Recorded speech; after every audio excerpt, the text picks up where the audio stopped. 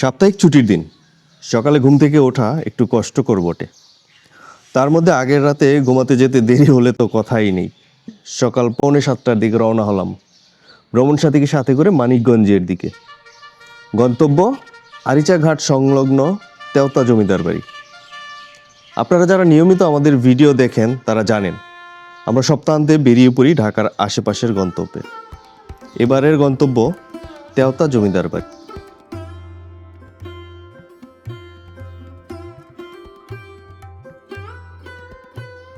তেওতা জমিদার বাড়ি হওয়াতে সুবিধা হলো আমার আরেকটি জমিদার বাড়ি দর্শনের সুযোগ, সাথে নতুন আরেকটি ভিডিও যেখানে তুলে ধরব এই পুরাকীর্তির আদ্যপান্ত।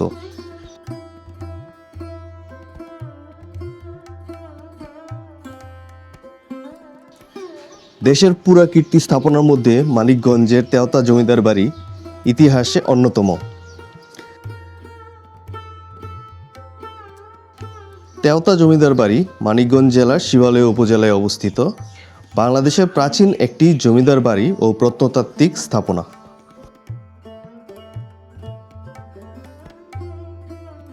এটি শিবালয় উপজেলায় তেওতা নামক গ্রামে অবস্থিত।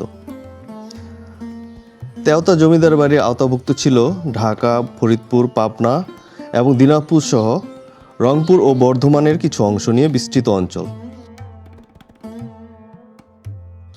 এই বাড়ির ঐতিহাসিক নিদর্শন এখন শুধু কালের সাক্ষী হয়ে দাঁড়িয়ে আছে। শিবালয় উপজেলার যমুনা নদীর কূল ঘেঁষে সবুজ শ্যামল গাছপালায় ঢাকা তেওতা গ্রামটিকে ইতিহাসের পাতায় স্থান করে দিয়েছে জমিদার শ্যামশঙ্কর রায়ের প্রতিষ্ঠিত নবরত্ন মঠটি।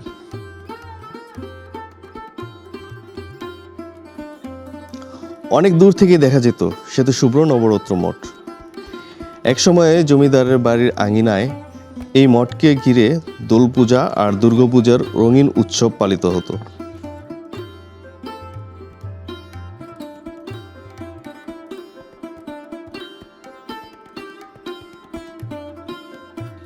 12টা নাগাদ আমরা পৌঁছালাম তেওতা। দূর থেকেই শ্বেত শুভ্র মন্দির দৃষ্টি কেড়ে নিল।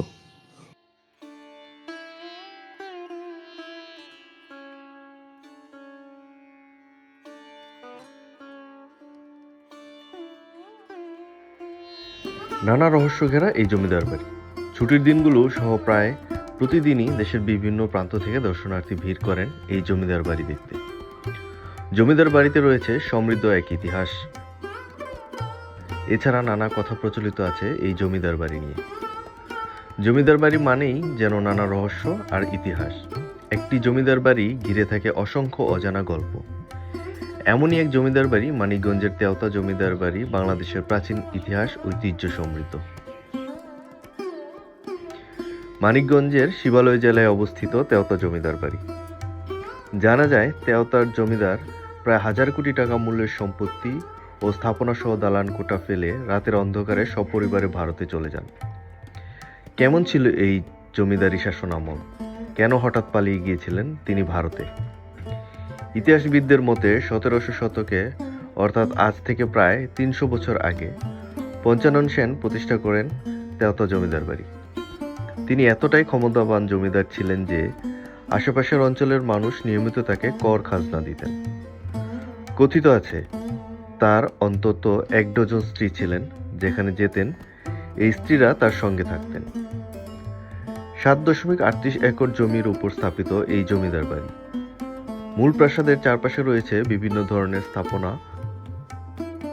জমিদারের শাসন আমল নিয়ে লোকমুখে কথিত আছে নানা কথা। কেউ তার এই জমিদার বাড়ির সামনে অথবা পিছনে রাস্তা দিয়ে ছাতা মাথায় ও জুতো পায়ে হেঁটে যেতে পারতেন না।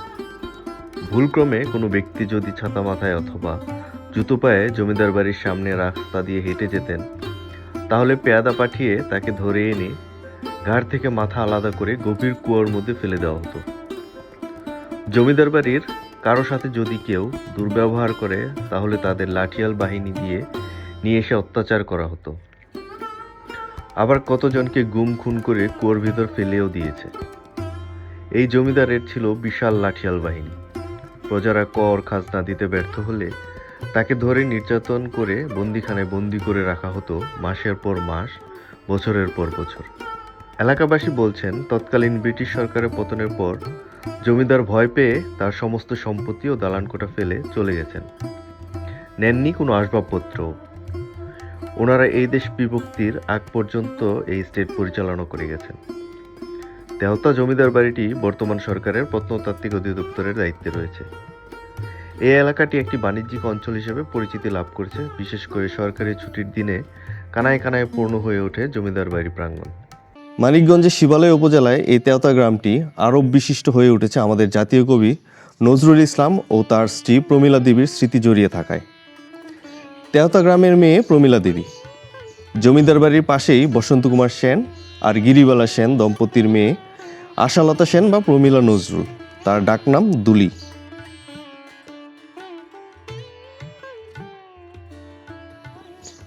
ছন্নছাড়া ভবঘুরে নজরুল কয়েক দফায় এসেছিলেন এই গ্রামে। তবে এখানে কেন এসেছিলেন এ নিয়ে জনমনে রয়েছে নানা বিতর্ক।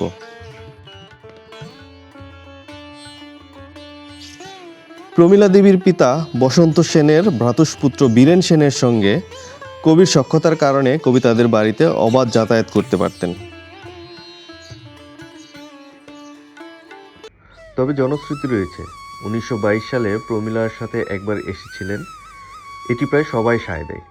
নজরুলের লেখা আনন্দময়ী আগমন কবিতাটি ধূমকেতু পত্রিকায় প্রকাশ হলে ব্রিটিশ সরকার তার বিরুদ্ধে হুলিয়া জারি করে। প্রমীলাকে নিয়ে তেওতা গ্রামে আত্মগোপন করেন নজরুল। আত্মগোপনে থাকতে আসলেও দুরন্ত নজরুল অবশ্য ঘরের কোণে বসে থাকেননি। যমুনার ছোঁয়ায় গড়ে ওঠা সবুজ শ্যামল পাখি ঢাকা তেওতা গ্রামে ছুটে বেরিয়েছেন। গান কবিতার অট্টহাসিতে পুরো গ্রামের মানুষকে আনন্দে মাতিয়েছেন। কখনো বা জমিদার বাড়ির শান বাঁধানো পুকুর ঘাটে রাতের বেলায় করুণ সুরে বাঁশি বাজিয়ে মোহিত করেছেন রাতজাগা গ্রামের মানুষকে।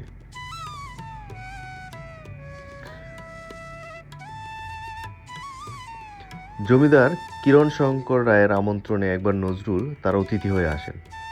আর সেই সময়ই নজরুল এবং প্রমীলার দেখা হয়েছিল। জমিদার বাড়ির পাশের বাড়ি বসন্ত কুমারের মেয়ে দুলি। প্রমীলা ছিলেন তখনকার জমিদার কিরণ শঙ্কর রায়ের মেয়ে। বিয়ের পর তেওতার জমিদার কিরণ শঙ্কর রায়ের আমন্ত্রণে নজরুল নববধূকে নিয়ে আবার তেওতায় আসেন। প্রায় 2 সপ্তাহ থাকার সময় জমিদার বাড়িতে নজরুলের গান ও কবিতার আসর বসত। দর্শকের আসনে জমিদার পরিবারের পাশে প্রমীলাও থাকত। আর নজরুল যখন তুমি সুন্দর তাই চেয়ে থাকি প্রিয়, সে কি মোর অপরাধ, অথবা মোর প্রিয়া হবে এসো রানী দেব খোপায় তারার ফুল গান গাইতেন।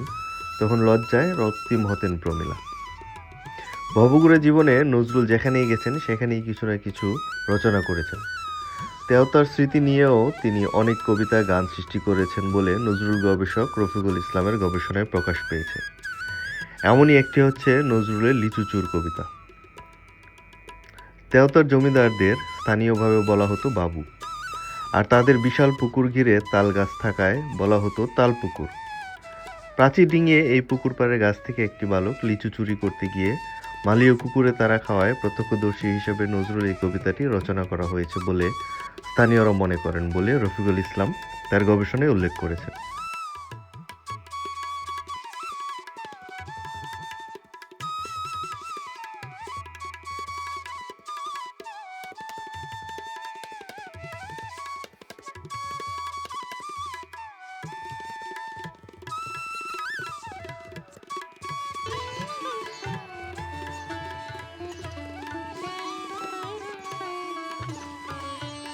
লোকমুখে প্রচলিত তেওতা জমিদার বাড়িটি বয়স প্রায় 300 বছর।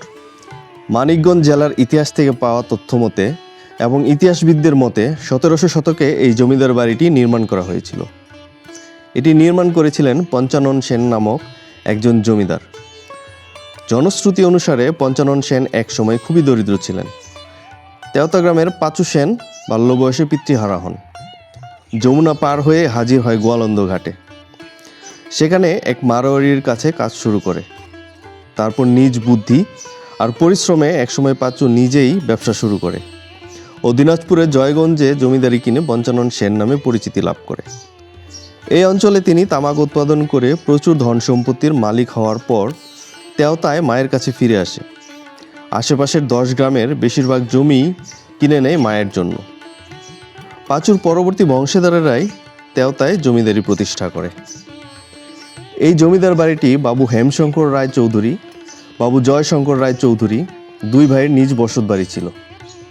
এখান থেকেই জমিদারি পরিচালনা করতেন। মূল বাড়িতে 55টি ঘর ছিল। এই বাড়ির বেশ কয়েকটি সিঁড়ি আছে, যার সবগুলো দিয়ে ছাদে ওঠা যেত আগে। এখন অবশ্য কালের পরিক্রমায় বেশিরভাগই জরাজীর্ণ। 2-1টি এখনও ব্যবহারযোগ্য, আর তা দিয়ে ছাদে ওঠা যায় এখনও। বাড়ি সংলগ্ন 2টি পুকুর ছিল সেই সময়, এর একটি এখনও বিদ্যমান রয়েছে। বাড়ির অভ্যন্তরেই ছিল 2টি মন্দির আর একটা মঠ।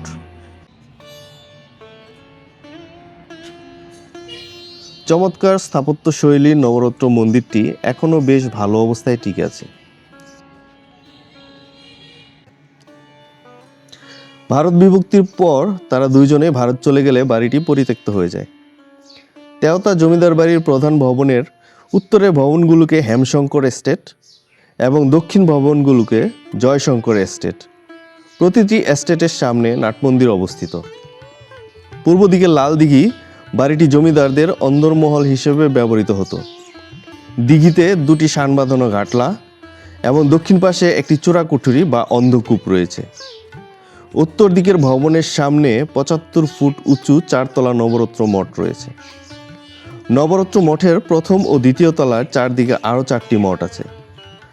তেওতা জমিদার বাড়িটি মোট 7.38 একর জমি নিয়ে স্থাপিত, যা দেখতে দেশ বিদেশ থেকে অনেক পর্যটকের আগমন ঘটে।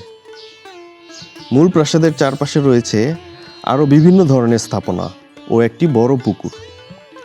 প্রাসাদের মূল ভবনটি লালদিঘি ভবন নামে পরিচিত।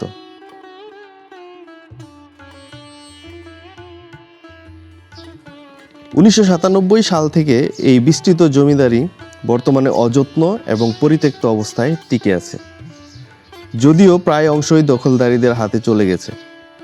নির্মাণ শৈলী এবং কৌশলগত দিক থেকে তেওতার জমিদারদের অপূর্ব ভবনটিতে মুঘল ও ইউরোপীয় স্থাপত্যের এক চমৎকার মিশ্রণ প্রতিফলিত হয়। জমিদার বাড়ি ভেতরে ঘুরতে ঘুরতে আমরা একসময় ছাদে উঠে এলাম। এই বিষয় নিয়ে অল্প বিস্তর ঘাটাঘাটি করতে গিয়ে মনটা খারাপ হয়ে গেল। উন্নত বিশ্বে যে সকল স্থাপনা হেরিটেজ হিসেবে সংরক্ষিত হয়, আমাদের দেশে সেই সকল স্থাপনা পড়ে থাকে অবহেলায়, ক্ষয়ে যায় অস্থিমজ্জা, ঘুণে ধরে বিচূর্ণ হয় ইতিহাসে পাতা।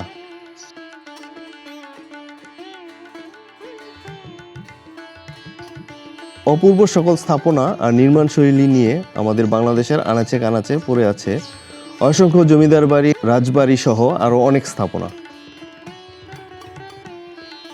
অপূর্ব সকল স্থাপনা আর নির্মাণ শৈলী নিয়ে আমাদের বাংলাদেশের আনাচে কানাচে পড়ে আছে অসংখ্য জমিদার বাড়ি, রাজাবাড়ি সহ আরও কত স্থাপনা। সবচেয়ে আকর্ষণীয় ছিল রংতুলিতে আঁকা সারা ঘর এবং সিলিং জুড়ে থাকা আলপনা আর নকশা। অনেক শুনেছিলাম এটার কথা, এবার দেখাও হয়ে গেল। এই তেওতা জমিদার বাড়ি ঘুরতে ঘুরতে একজন ভাইয়ের সাথে দেখা, তো ভাইয়ের সাথে কথা বলবো। উনি যতটুকু জানে, যৎসামান্য ওনার জ্ঞান আমাদের সাথে শেয়ার করবেন। তো চলুন কথা বলি ওনার সাথে। আসসালামু আলাইকুম। ওয়ালাইকুম আসসালাম। কেমন আছেন ভাই? আলহামদুলিল্লাহ ভালো। আপনি কেমন আছেন? আমি ভালো আছি।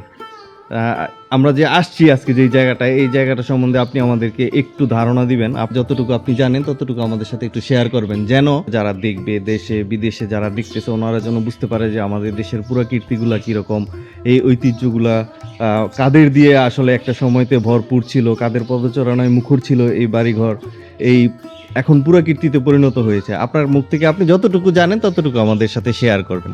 বলেন। অবশ্যই। আমি যতটুকু শুনছি দাদা, নানা দাদার কাছ থেকে, বড় চাচা মাচাগোদের কাছ থেকে যা শুনছি তাই বলবো। একটা ছোট ভাইয়ের মন্দির ছিল, আর ওই পাশে আর একটা আছে, ওই পাশে হলো বড় ভাইয়ের মন্দির।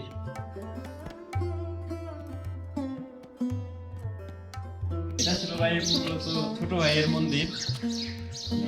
এখানে ছোট ভাই আর কি, যতটুকু শুনছি ছোট ভাই এখানে সব কি করতো, আচ্ছা। মন্দিরের পরিচালনা করতো। আর এখানে দুই ভাই ছিল, দুই ভাইয়ের দুইটা বাড়ি, দুই বাড়ির মধ্যে এইটা ছিল ছোট ভাইয়ের বাড়ি, ছোট ভাইয়ের মন্দির এটা। আচ্ছা, আমরা আসলে এই বাড়িটা যখন ঘুরতেছিলাম তখন এই ভিডিওটা করার আগেও দেখি কিছুটা বুঝতে পারছিলাম, কারণ এইখানে দেখেন এই যে এই দেওয়ালের মধ্যে এরকম একটু আলতা করা আছে, এইখানে আলতা করা আছে, প্রত্যেকটা দেওয়ালেই এরকম আলতা করা আছে। উপরে হয়তোবা একটা সময়তে নকশা ছিল, এখন সেই নকশাগুলা কালের বিবর্তনে এগুলো ধ্বংসস্তূপে পরিণত হয়েছে আর কি। এই যে রঙগুলা দেখতেছেন ভাই, এই যে রং একটু রঙগুলা লাগিয়ে দিচ্ছে, যে রঙে যে ডিজাইনগুলো করছে।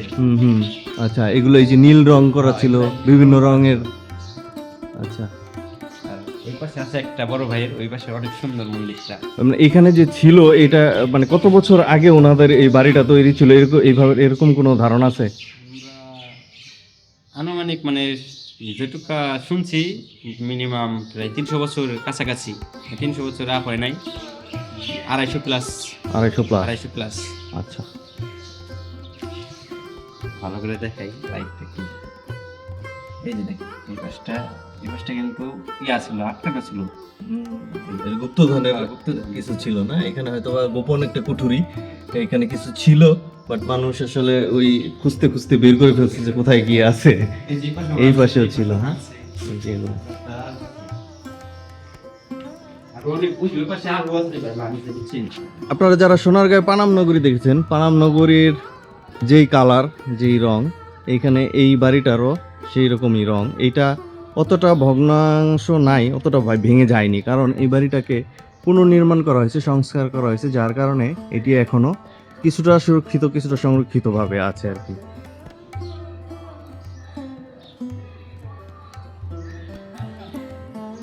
আমরা তো বলেছিলাম এইখানে আসলে দুই ভাইয়ের প্রতিপত্তি ছিল। ওই পাশে দেখলাম ছোট ভাই, এই পাশে বড় ভাইয়ের। এই যে আপনাদেরকে এই মাত্র যে বাড়িটা দেখালাম, যেটা সংস্কার করা হয়েছে, সেই বাড়িটা এটা বড় ভাইয়ের বাড়ি ছিল। তো এটার ভিতরেও মোটামুটি পূজা হয়। এটা আমাদের হিন্দু ইয়াতে আছে, এগুলি তারা পূজা করে, এটা নির্মাণ করছে। ও আচ্ছা, এই মন্দিরটা এখনো ওনারা ব্যবহার করে, কিন্তু এটা যেহেতু ব্যবহার করে আর সেই কারণে এটা রক্ষণাবেক্ষণটাও ওইরকম ভাবে হয়। গেটটা তালা দেওয়া আছে, যার কারণে আমরা আসলে ভিতরে প্রবেশ করতে পারতেছি না। তবে আবার যদি কখনো আসি, যদি খোলা থাকে, তাহলে আপনাদের সাথে অবশ্যই এর ভিতরের দৃশ্যপটগুলো ধারণ করে আপনাদেরকে দেখাবো।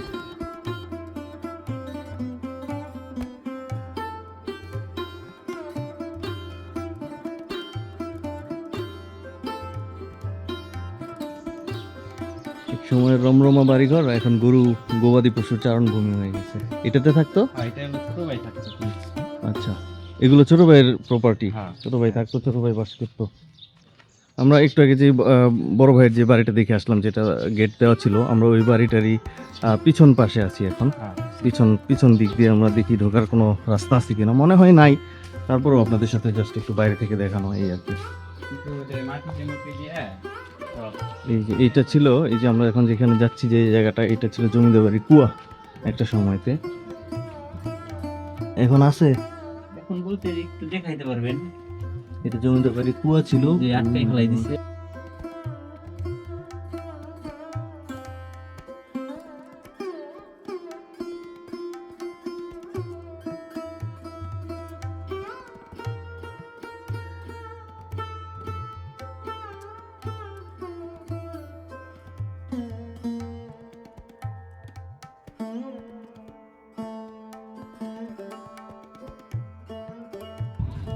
ওই যে আমরা ওই পাশের গেট দিয়ে দেখছিলাম যে বড় ভাইয়ের বাড়িটা, সেই বাড়িটাই আমরা আরেক পাশের আরেকটা গেট দিয়ে আপনাদের সাথে একটু just দেখানোর চেষ্টা করলাম আর কি। না, ভিতরে ঢুকতে পারলে পুরোটা ঘুরে দেখানো যেত। এখানে মনে করেন যে প্রত্যেকটা যে বিল্ডিং গুলো আছে, বিল্ডিং এর প্রত্যেকটা সুড়ঙ্গ, মানে মাটির তলে একটা রুম আছে, প্রত্যেকটা রুমে আছে, প্রত্যেকটা এই যেখান দিয়ে আর কি প্রবেশ করা যায়। পাশে এখন আটকে গেছে গা, প্রত্যেকটাই যাওয়া যায়। এটা এরকম একটা বাড়ি ছিল যার উপরে তো আমরা দেখতে পাচ্ছি ঘর, এই বাড়িটার নিচেও ঘর ছিল, গোপন কুঠুরি ছিল। সেই ঘরগুলোতে যাওয়ার জন্য সুড়ঙ্গ পথ ছিল, যেমন ওই পাশে একটা দেখলেন আপনারা কিছুক্ষণ আগে। এই যে এইখানে এই যে একটা অন্ধকার, এটার ভিতরে আসলে এখন মাটি দিয়ে ভরাট হয়ে গেছে, দেখার মতন অবস্থা নাই। এই যে এগুলো সম্পূর্ণ ভরাট হয়ে গেছে।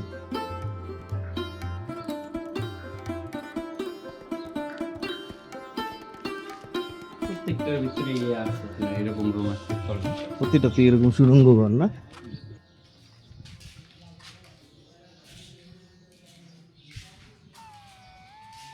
কত প্রায় 250-300 বছর আগের বাড়ি, কিন্তু দেখুন কারুকার্যগুলো করছে যে ওনারা চুন সুরকি দিয়ে। ওই সময়তে তো সিমেন্ট পাথর ছিল না, এগুলোতে লোহার পাল্লা দেওয়া, কাঠের পাল্লা দেওয়া। এই যে মাঝখানে আমরা দেখতে পাচ্ছেন এখানে কাঠের পাল্লা, এগুলো কাঠেরও আছে লোহারও আছে, 2 রকম পাল্লা দিয়ে তারপরে এগুলো করা হয়েছিল। চৌকাঠ, কিছু কিছু চৌকাঠ এখনো হয়তো বা রয়ে গেছে, মানুষ নিয়ে যায় না। এগুলা ভাইয়ে নিয়ে গেছে হুম। তার আগে ছিল। এখানে আগে মনে করেন যে প্রায় শাপলা, তোমাকে কোনোদিনও ভুলতে পারবো না। মানুষের প্রেম লিখনিতে ভরা এই দেওয়ালগুলা। মহান 21শে ফেব্রুয়ারি, মাতৃভাষা দিবস সফল হোক। আমার ভাইয়ের কি রক্তে রাঙানো 21শে ফেব্রুয়ারি। এরকম অনেক লেখনী, হাজার হাজার লেখনী, কারো প্রেম নিবেদন, কেউ কাউকে ভুলতে পারছে না, মনের জ্বালা, বিরহ, দেশপ্রেম, সব কিছুই আছে এখানে। কোনো কিছু পরিত্যক্ত থাকে না। এখানে এই যে লেপ কাঁথা শুকানো হচ্ছে, ওনার লেপ কাঁথার ব্যবসা করানো হতো বা। সামনে অবশ্য আমরা এসেছি এরকম একটা সময়তে, আর একদিন পরে আসলে আমরা পয়লা বৈশাখের মেলাটা দেখতে পাইতাম। এখানে পয়লা বৈশাখের এই জমিদার বাড়ির আঙিনায় পয়লা বৈশাখের মেলার আয়োজন চলছে। এই যে এইখানে নাগরদোলা আসছে, কি এটা নৌকা আসছে, এরকম অনেক কিছু মেলা, হরেক রকম হরেক বাহারি রকমের দোকান বসবে, খাবারের পসরা বসবে।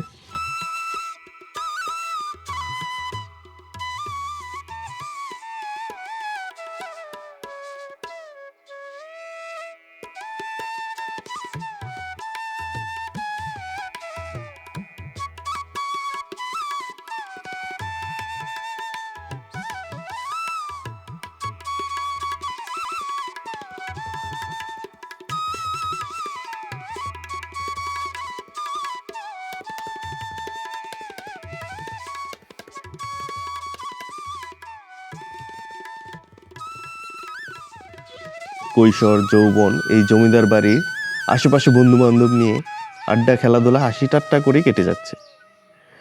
ভীষণ আন্তরিক আর ভালো মনের মানুষ ওরা। ঘোরা শেষ, দেখা শেষ, সবার কাছ থেকে বিদায় নিয়ে ঢাকার পথে ফেরার পালা। রাত 9টা নাগাদ ঢাকা শহরে জ্যাম ঠেলে যখন বাসায় পৌঁছলাম, তখন রাত প্রায় 10টা। কেমন লেগেছে আপনাদের এই জমিদার বাড়ি ভ্রমণটি? কমেন্ট করে আপনাদের মতামত জানাবেন। ভালো থাকুন, সুস্থ থাকুন, দেখতে থাকুন দ্য লাইফ লেডস আনটোল্ড স্টোরি।